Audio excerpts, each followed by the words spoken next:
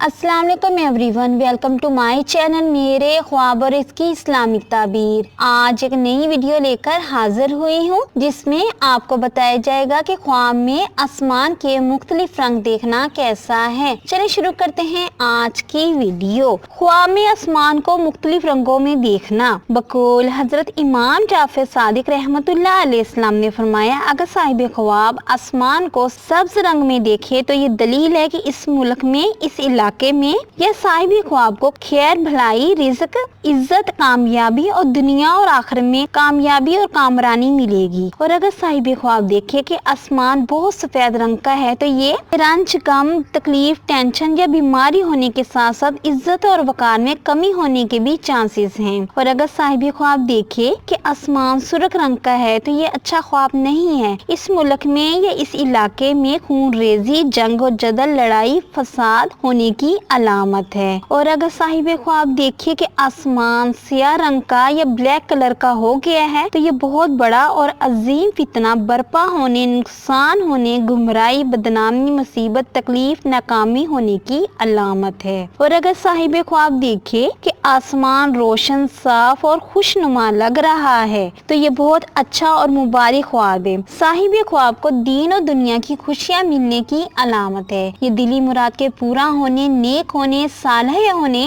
कामयाब होने, तंदुरुस्त होने, इज्जत मिलने, तरक्की मिलने, ईमान की दौलत मिलने की अलामत है। उम्मीद करती हूँ कि अल्लाह तबारक ताला आपका ख्वाब आपके हक में बेहतर करे और उम्मीद करती हूँ कि आपको ये वीडियो अच्छी लगी होगी तो इस वीडियो को लाइक, शेयर एंड सब्सक्राइब करें। अगर कोई सवाल करना हो इस वीडियो के मुतालिक या किसी भी ख्वाब की कोई भी ताबीर मालूम करना चाहते हैं तो कमेंट्स में कर सकते हैं। Thanks for watching and supporting video. Allah Hafiz.